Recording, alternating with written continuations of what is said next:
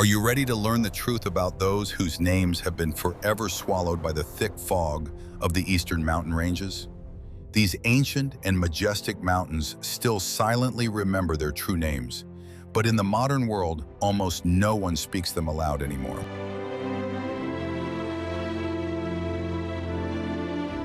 For centuries, the mighty Shawnee tribes, the proud Cherokee, and the mysterious Monacans zealously guarded the wondrous secrets of these dense, endless forests and incredibly deep, dangerous gorges. The Appalachians were not just a home to them, but a sacred place where every stone and every tree had its own unique spirit. Even today, the wind still carries the faint, ghostly echo of their light footsteps across the steep, rocky slopes, reminding us of a great and tragic past. Watch the video to the end, and you'll learn how these unjustly forgotten peoples masterfully transformed the harsh, rocky peaks into utterly impregnable, perfect fortresses. What lies behind the beautiful scenery of these mountains will completely overturn your understanding of history. The Shawnee tribe built their vast settlements in the most inaccessible valleys of the Appalachians. Dense rhododendron thickets reliably concealed their longhouses from any prying eyes. The houses were built from massive tree trunks and covered with thick layers of bark. This architecture allowed the structures to literally blend into the surrounding dense forest. The framework of each building was formed from flexible yet sturdy young trees. Builders carefully bent the trunks, tying their tops together to create a sturdy arched roof. Wide layers of elm or chestnut bark were laid over this framework. The bark was laid overlapping, like roof tiles, so that water could flow freely downward. Inside such a house, it always remained warm and dry, even during heavy downpours. The interior of the longhouse was organized with mathematical precision. Along the long walls were wide platforms woven from flexible branches and reeds. These platforms served as comfortable places for resting and sleeping. Beneath the platforms were special recesses for storing gathered roots and nuts. The center of the house was always kept clear to allow residents to move about freely. The central element of any Shawnee dwelling was a carefully laid stone hearth. The stones were gathered from mountain riverbeds and neatly fitted together. Smoke from the hearth escaped through a specially left opening in the high roof. This opening could be easily covered with a piece of bark during heavy rain. The elders of the tribe would gather around the hearth to discuss pressing matters. Shawnee settlements were often surrounded by high wooden palisades for additional protection from the wind. The logs were dug deep into the ground and fitted tightly together. The entrance to the settlement was a narrow, winding corridor between the logs. This design forced anyone entering to slow down and look around. A small earthen rampart ran along the inside of the palisade to reinforce the structure. Extensive fields, cleared of trees, always surrounded the settlements. The land was cultivated using hoes made of stone and sturdy wooden handles. The Shawnee created a complex system of canals to drain excess water during the spring snowmelt. Each field was surrounded by small woven fences made of vines. These fences protected the crops from strong gusts of mountain wind. Life in the mountains required stockpiling provisions for the long, harsh winter months. The gathered plants and fruits were carefully dried in the sun or over a campfire. The dried provisions were stored in large baskets woven from hickory bark. The baskets were hung from the ceiling of the longhouse, where it was dry and warm. This storage system ensured that the food remained fresh until spring. To travel along the rivers, the Shawnee built long, narrow canoes. The trunk of a large tree was carefully hollowed out using fire and stone chisels. The process of building a single boat took several weeks of painstaking labor. The finished canoe was light and incredibly maneuverable on mountain rapids. These boats could carry heavy loads over long distances. The Appalachian fog served as natural camouflage for the Shawnees' movements. Warriors and gatherers knew how to move silently across damp moss and fallen leaves. They knew every rock and every ravine within many kilometers of their homes. Thick morning mists allowed them to literally vanish into thin air. This ability to blend into nature made them the true masters of the mountains. The Shawnee's unique survival skills still inspire genuine admiration. Their architecture and ability to utilize natural resources demonstrate a deep understanding of the world around them. Every aspect of their daily life was geared toward harmonious coexistence with the harsh mountain environment. I'd love to hear your thoughts. What do you think about these hidden Shawnee settlements? Share your thoughts in the comments. Be sure to subscribe to the channel so you don't miss new videos. I discovered this by chance while studying ancient maps of mountain ranges. The Cherokee developed a unique system of terraced farming on the steep slopes of the Appalachians. They built long stone retaining walls along the curves of the mountain terrain. Behind these walls, fertile soil washed down from the peaks by rain accumulated. In this way, slopes unsuitable for planting were transformed into wide, flat fields. The stones for the terraces were gathered by hand and carefully sorted by size and shape. Large boulders served as a solid foundation for the entire structure. Smaller stones were laid on top, creating a dense and stable wall. The space between the stones was filled with clay and fine gravel to prevent soil erosion. These stone barriers stood firm for decades, withstanding the heaviest mountain downpours. The Cherokee grew 3 main crops on the terraces they created. Corn, beans, and squash were planted together in a strict order. The tall corn stalks served as a natural support for the climbing bean vines. The broad pumpkin leaves covered the ground tightly, retaining precious moisture.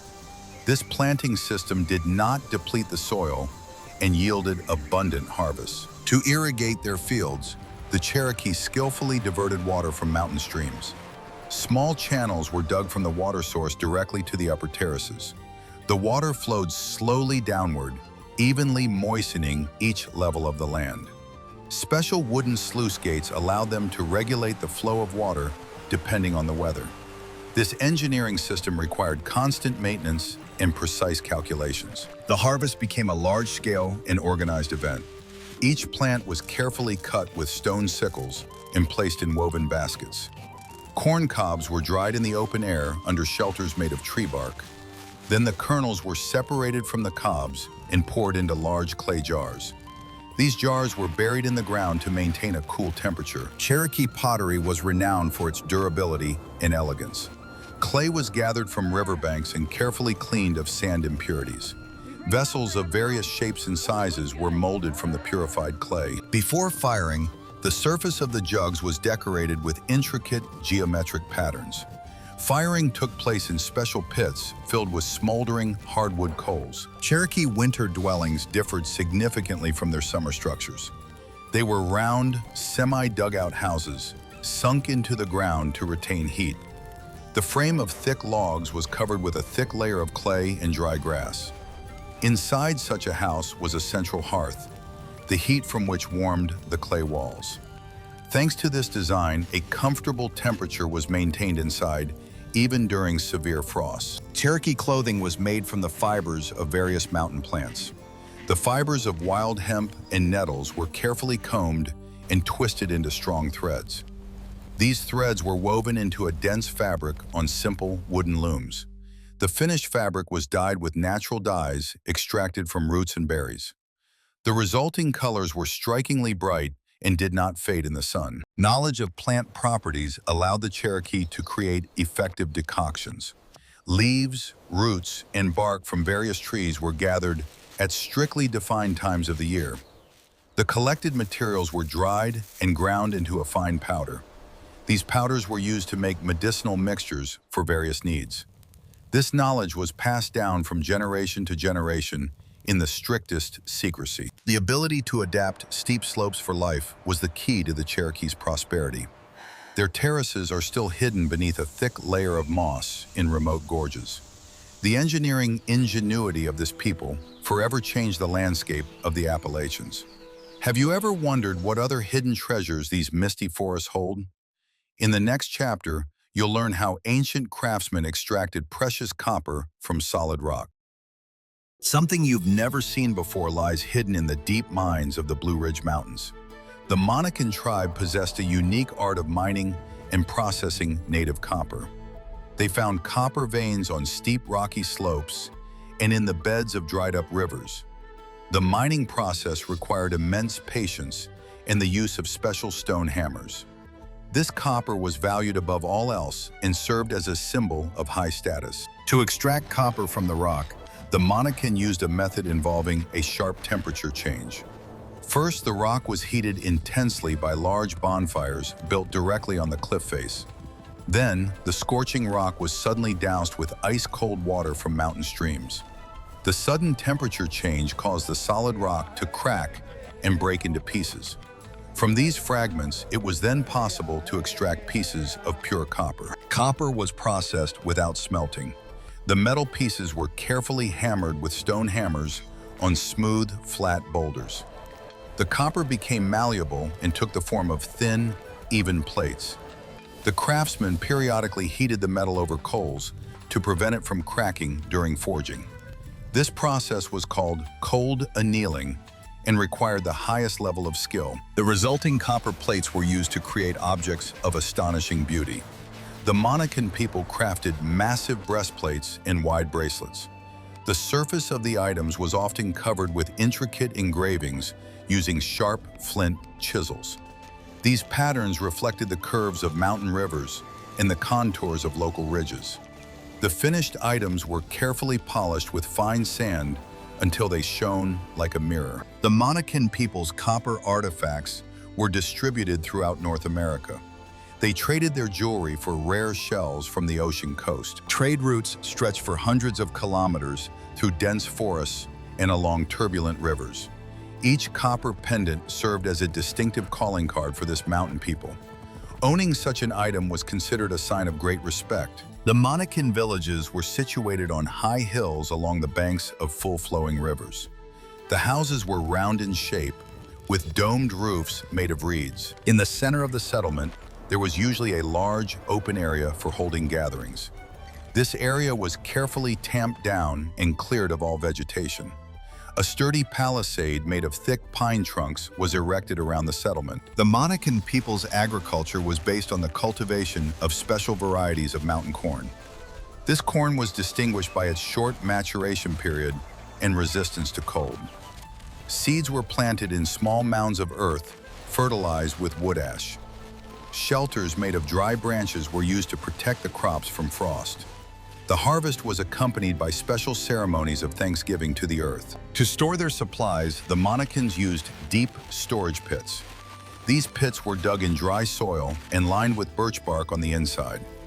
Inside, baskets of dried grains, nuts, and roots were placed. The storage pit was tightly sealed with a wooden shield and covered with earth. This camouflage reliably protected the supplies from any external threats. The Monacans paid special attention to gathering wood for their needs. They knew the best time of year to cut trees for construction or metalworking. Hardwood was dried for months before use. Sturdy handles for tools and hoes were carved from hickory and oak. Their mastery of woodworking was on par with their skill in working with copper. The Monacans' copper became legendary among other tribes on the continent. Their artifacts are still found in the most remote corners of the country. Their ability to transform rough stone into gleaming metal made them true masters of the mountains. If you were impressed by the skill of the ancient Monacan metallurgists, be sure to like this video. Your support helps us create even more interesting content about forgotten cultures. The hidden truth that everyone keeps quiet about lies in the incredible ingenuity of the ancient gatherers. The Appalachians provided local tribes with a vast selection of unique plant materials. Ordinary leaves and bark were used to create items necessary for daily survival. Plant processing techniques were perfected to the highest degree.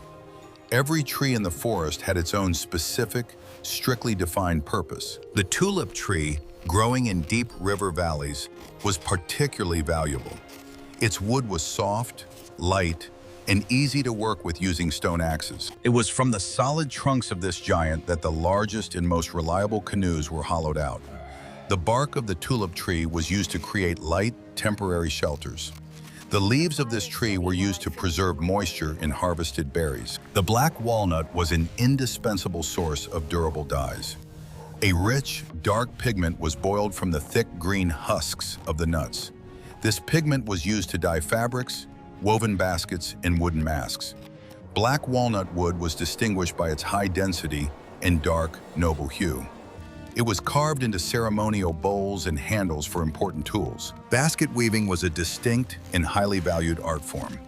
Artisans used flexible willow branches, split reeds, and strips of bark. The baskets came in a wide variety of shapes, from flat trays to deep jugs. They were woven so tightly that some of them could hold water. The geometric patterns on the baskets told stories about the changing seasons. An important element of daily life was the resin of coniferous trees, especially pine. The resin was collected in small birch bark containers and carefully melted over a fire. Charcoal was added to the liquid resin to give it extra strength. The resulting mixture was carefully applied to the seams of canoes and the bark joints on house roofs. This natural insulation provided reliable protection against dampness and leaks. Linden bark and elm bast were used to make strong ropes. Long strips of bark were soaked in water for several weeks until completely softened. The fibers were then separated and twisted by hand on the thigh. These ropes were used to weave strong fishing nets and secure fastenings for houses. The strength of these plant-based ropes amazed the first European explorers. Reeds and cattails, growing along the banks of slow-moving streams, were widely used. Their long, soft leaves were dried and used for weaving mats. These mats were used to cover the earthen floors in houses and to line sleeping platforms. The dry fluff from cattail inflorescences served as an excellent insulator. It was used to pad winter clothing and to fill sleeping bags made of thick fabric. The roots of some plants contained natural soap-like substances. Yucca root was carefully ground and mixed with a small amount of water. The resulting thick lather was used for washing clothes and cleansing the body. This natural soap washed away dirt effectively and did not dry out the skin in the cold wind. Knowledge of such plants made life in the forest much more comfortable. The Appalachian forest was a veritable factory for producing everything necessary. The ability to see potential in every leaf and branch was the key to success. The mountain flora fully provided for the needs of large settlements. But how did the ancient tribes cope with the bitter cold when the forest was completely covered in deep snow? In the next chapter, you'll learn the secrets of how they built their warm, winter shelters. Winter in the Appalachians always brought biting winds and heavy snowfalls. The tribes prepared for the cold in advance by reinforcing their dwellings and stockpiling fuel. Long houses were lined with an extra layer of thick bark and dry earth. Doors were covered with heavy, multi-layered woven mats made of reeds. These measures created a reliable barrier between the warm hearth and the icy wind. The fire in a winter house was never allowed to go out. To maintain a steady and long-lasting burn, thick logs of hardwood were used. Oak and hickory burned slowly, giving off a lot of heat and leaving hot embers. At night, the embers were carefully covered with a layer of warm ash so that they would smolder until morning. In the morning, all that was needed was to add dry bark and fan the flames. Stones from the hearth served as portable heaters. They were heated intensely in the fire and then removed using thick wooden tongs. The hot stones were placed in small pits beneath the sleeping platforms. The heat from the stones slowly rose upward, warming the people while they slept. This simple method allowed for a comfortable night's sleep even during the harshest frosts. The interior of the house was visually divided into several thermal zones. Closer to the fire were areas for cooking and drying wet clothes. Along the walls, where it was cooler, food supplies and tools were stored. The air inside the house always remained dry thanks to the constant circulation of heat from the hearth to the roof. Smoke escaped through an opening, not accumulating at the bottom or hindering breathing. Winter clothing was layered and carefully designed. The bottom layer consisted of shirts woven from soft nettle fibers and cattail down. Over these, thick cloaks woven from coarser plant fibers were worn. Footwear was made of tightly woven bark and insulated with dry moss inside. Such gear allowed them to stay out in the cold for long periods. Moving through deep snow required the use of special snowshoes. The frame of the snowshoe was bent from a flexible ash branch into the shape of an elongated oval. Inside the oval, a dense net was woven from strong fibers of the bark. The snowshoes evenly distributed a person's weight, preventing them from sinking into deep snowdrifts. Thanks to them, gatherers could move through the forest even after severe blizzards. Winter sustenance relied on supplies gathered in the fall. Dried berries and nuts were mixed with maple syrup to create nutritious briquettes. Thick flatbreads were baked from cornmeal and water on hot flat stones. Warm decoctions made from conifer roots helped sustain strength on cold days. Every handful of food was used sparingly and with great respect for the gatherers' labor. Winter evenings were spent repairing tools and making new ones. Men carved new stone points and sharpened axe handles. Women wove new mats and made baskets for the coming harvest. During this time, the elders passed on their knowledge of the forest to the younger generation. The quiet crackling of logs in the hearth created an atmosphere of comfort and safety. Humidity in the house was regulated using bundles of dry grass hung from the ceiling. They absorbed excess moisture from the air and filled the room with a pleasant aroma. If the air became too dry, a little water was sprinkled on the hot stones. Steam quickly filled the house, making breathing easier and freer. This unique form of climate control helped people get through the cold season comfortably. The ability to retain heat was essential for survival in the Misty Mountains. The architecture and way of life of the Appalachian tribes were perfectly adapted to the harsh climate. Every stone in the hearth and every branch in the house's frame served a single purpose. People did not fight winter, but skillfully adapted to its cold rules. Spring always came to these valleys, bringing renewal and the warm sun. What would happen if no one ever learned this method of orientation? Navigating the dense forests of the Appalachians was an incredibly difficult task for any outsider. Local tribes found their way through the endless tree-filled labyrinths without compasses or maps.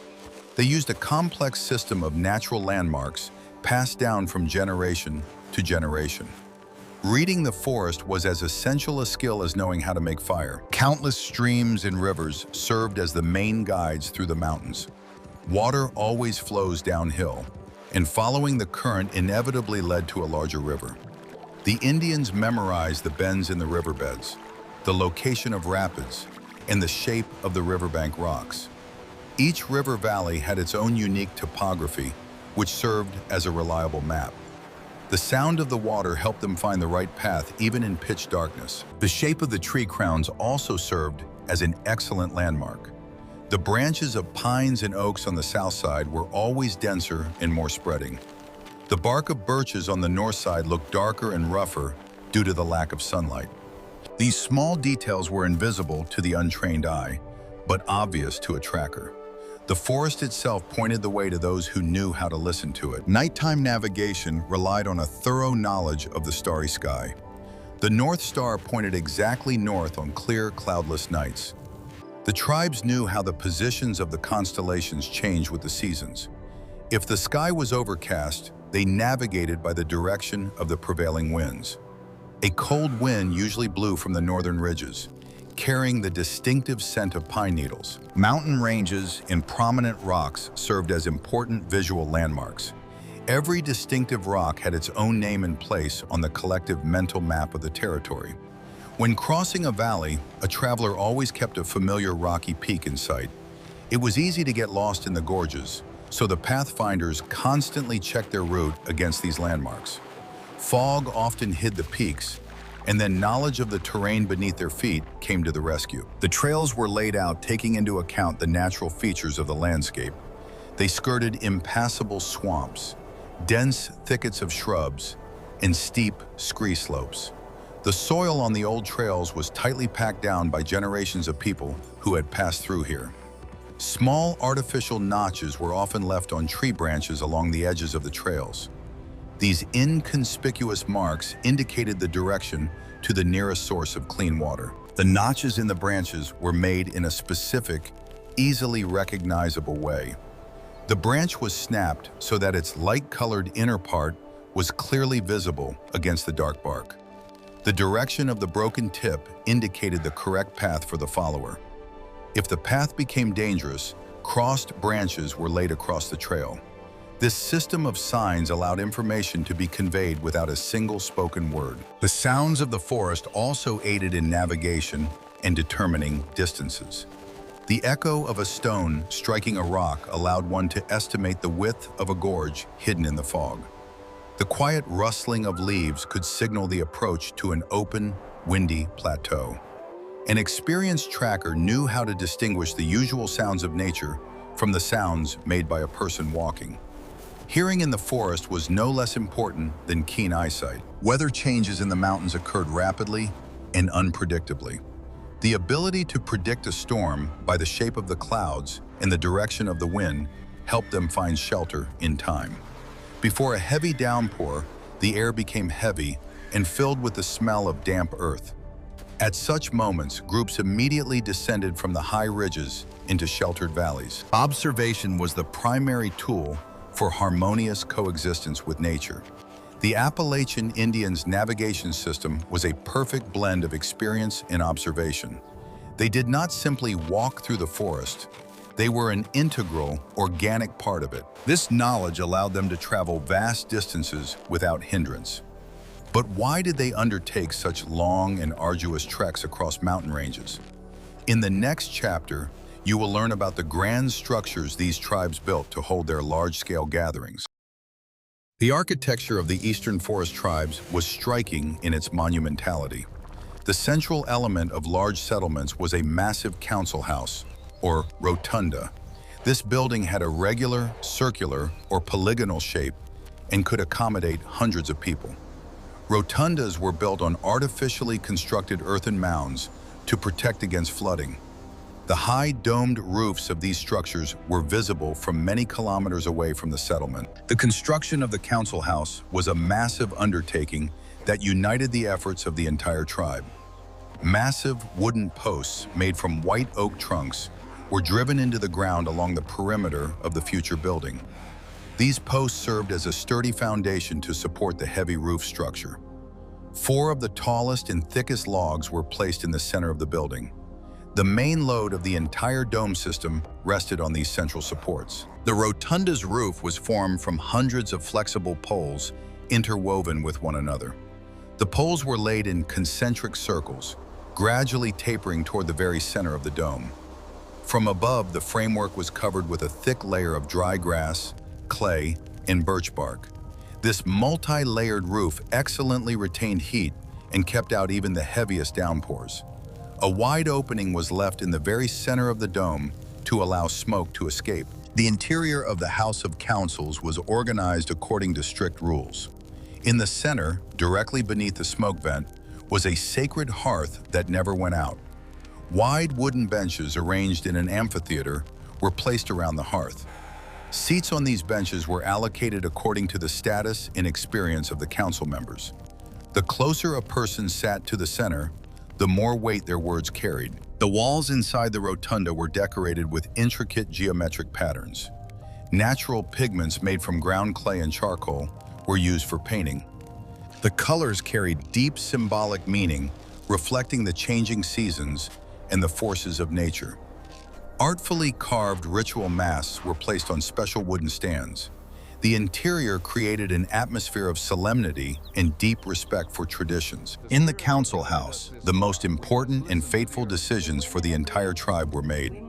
Here, issues regarding the distribution of land for new plantings were discussed. The elders planned large-scale construction projects and trading expeditions.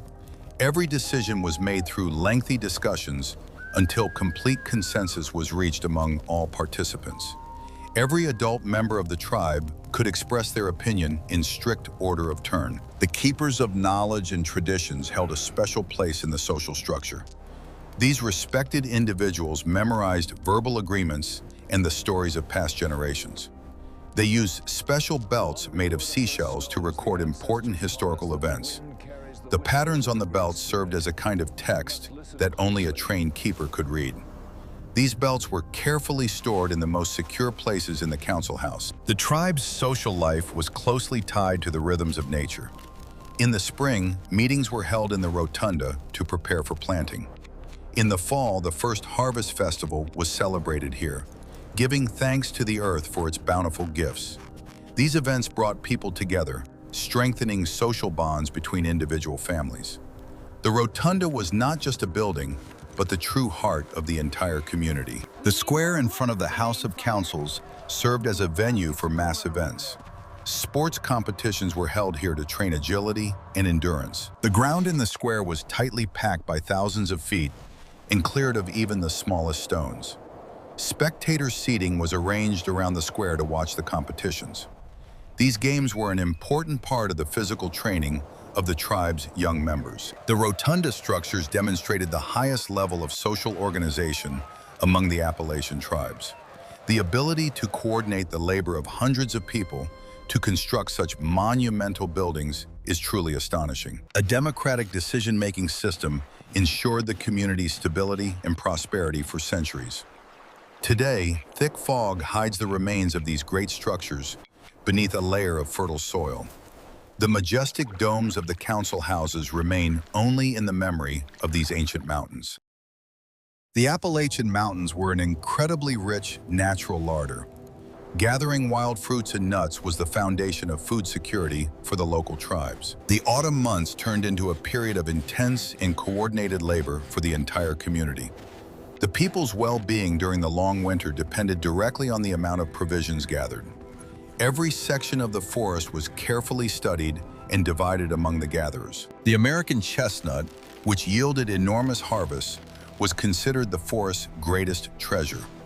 Huge trees with spreading crowns grew in vast numbers on the mountain slopes. Chestnuts were large, sweet, and very nutritious. They were gathered into large woven baskets and carried back to the settlement for further processing. The ground chestnuts were used to make a thick, nutritious flour for baking flatbreads. Hickory nuts also played a vital role in the local residents' diet. The shells of these nuts were very hard, so they were cracked open with special round stones. Hickory kernels contained a large amount of vegetable fats, essential for winter sustenance. The shelled nuts were pounded in wooden mortars to produce a thick and aromatic nut oil. This oil was added to soups and used to preserve other foods. Various edible roots and tubers grew in abundance in the river valleys. Wild potatoes and water chestnuts were carefully dug up using pointed wooden sticks. The tubers were thoroughly washed in running water and peeled of their tough skins. They were then sliced into thin strips and dried in the sun until hard. In this form, they could be stored for many months without losing their properties. Berries were harvested throughout the long summer season.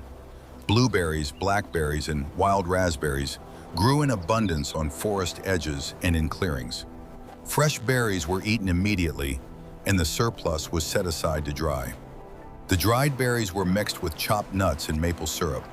The resulting sweet mixture was an excellent source of energy during long treks. Collecting maple sap in early spring was one of the most important annual events. The trunks of sugar maples were carefully tapped, and the sap flowed into birch bark containers placed beneath them. The collected liquid was boiled for a long time in large clay vats until it thickened. The resulting thick syrup was cooled, after which it turned into solid, crystalline sugar. This sugar was the main sweetener for most dishes and beverages. Wild onions and garlic were used to add a sharp, rich flavor to dishes. They were harvested in the spring when the young green shoots were just emerging from the ground. Bunches of onions were hung from the ceiling of longhouses to dry. The scent of these plants created a unique atmosphere in every home. The thoroughly dried plants were stored in birch bark boxes until the onset of cold weather. Knowledge about edible mushrooms was passed down with great care. Gatherers knew exactly which types of mushrooms were safe to eat.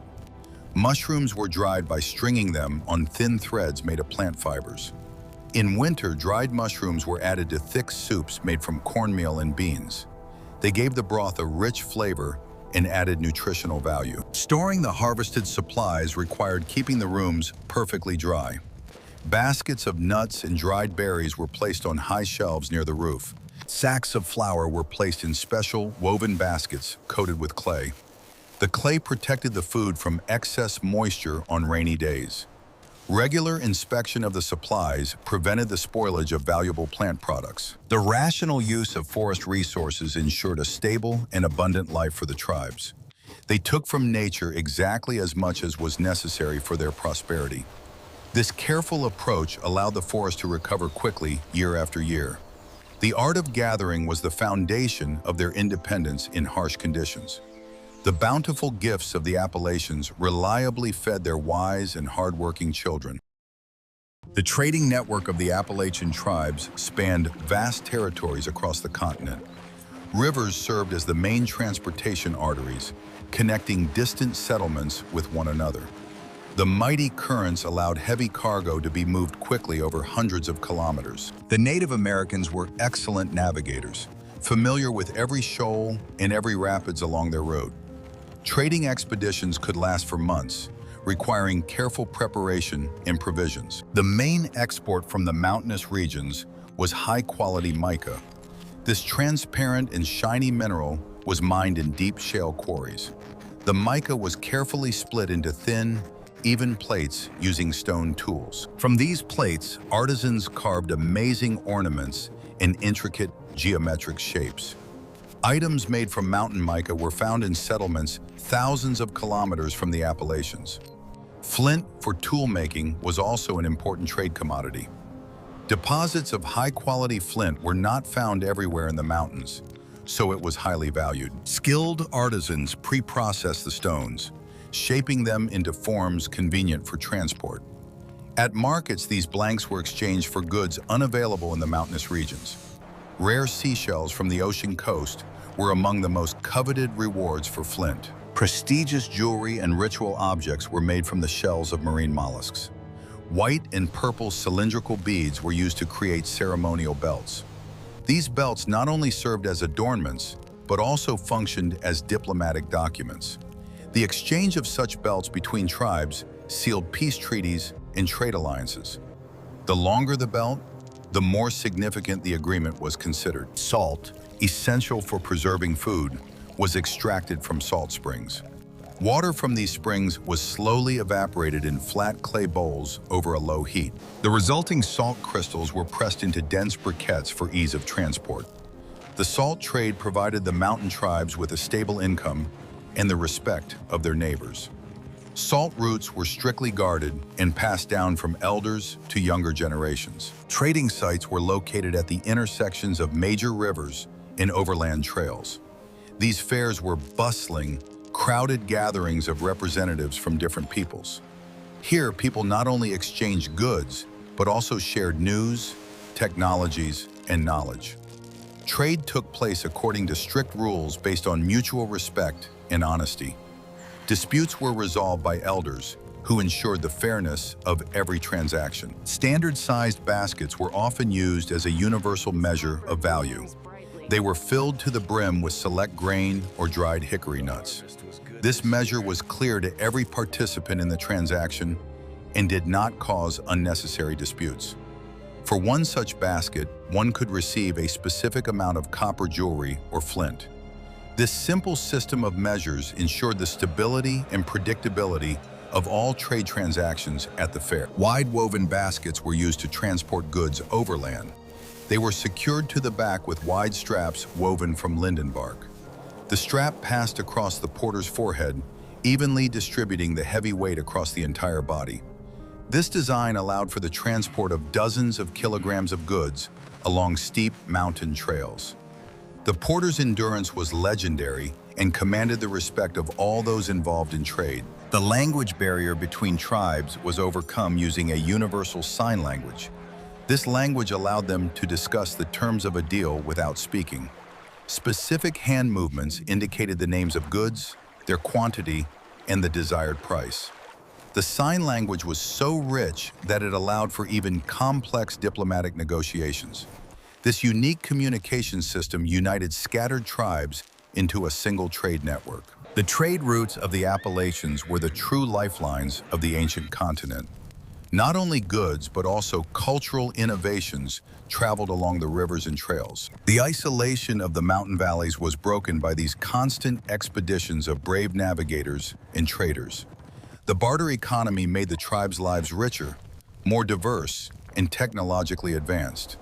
But over time, these great trade trails became overgrown with impenetrable thickets.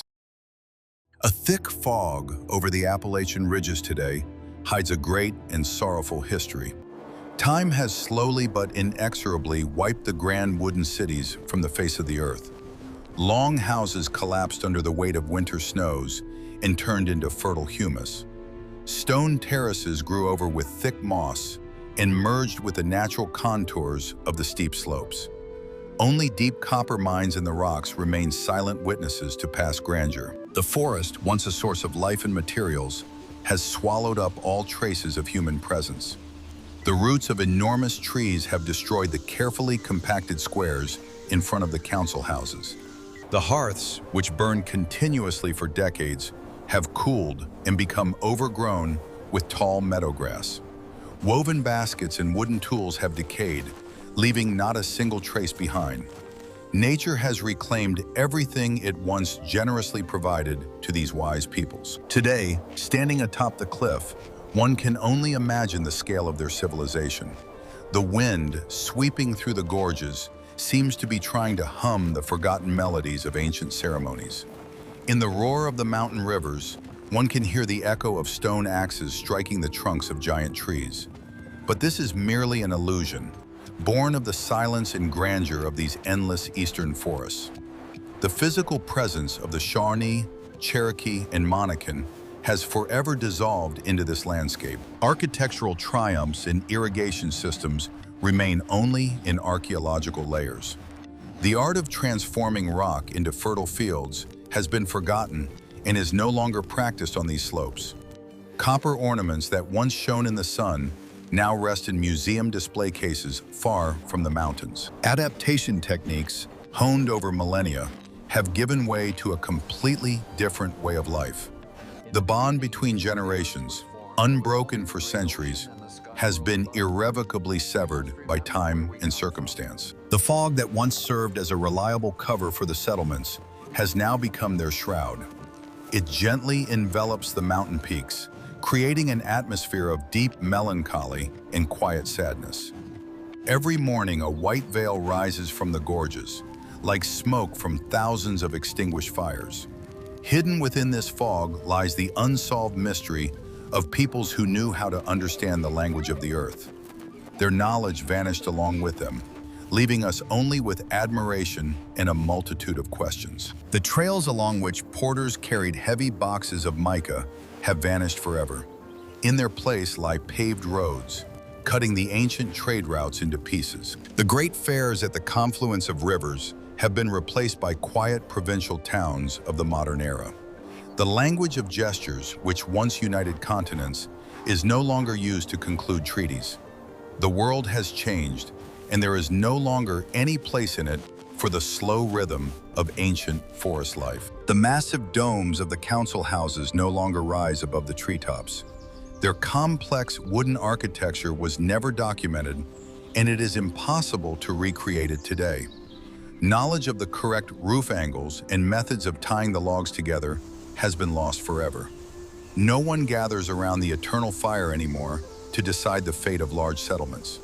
The central squares have become overgrown with impenetrable rhododendrons, hiding their secrets deep beneath the roots. The art of weaving waterproof baskets from bark now seems like incredible magic. Modern technologies offer plastic and metal, having forgotten the warmth of natural wood. Decoctions made from healing roots have been replaced by ready-made solutions from the modern industrial world. A vast body of botanical knowledge accumulated over millennia has been discarded as unnecessary. The forest has ceased to be a home and has become merely a picturesque landscape outside the window. But these mountains possess a phenomenal memory, sealed within every stone. If you look closely at the contours of the terrain, you can make out the unnaturally straight lines of old terraces. Fragments of broken pottery are sometimes washed up by the rain on the banks of rushing streams. These small artifacts serve as a faint reminder of the people who were the true guardians of the Appalachians. Their spirit is forever woven into the root system of these endless, misty, and rugged ridges. The history of the Shawnee, Cherokee, and Monacan is a story of the perfect balance between humanity and nature. They did not conquer the mountains. They became their harmonious and inseparable extension for many centuries. Their departure left behind a ringing emptiness in these green and damp gorges. Thick fog continues to hang over the ridge, carefully guarding the peace of civilizations that have vanished forever. These mountains remember their names, even if no one speaks them anymore. We have touched upon the great mysteries of peoples whose traces have been swallowed up by the silent mist of the eastern ridges. Their ability to transform stones, bark, and clay into tools for survival deserves the deepest respect. These stories teach us to treat nature with care and reveal the incredible power of the human mind. Please suggest topics in the comments for future videos that you'd like to see on our channel. And be sure to subscribe so you don't miss new, exciting journeys into the depths of North America's forgotten history.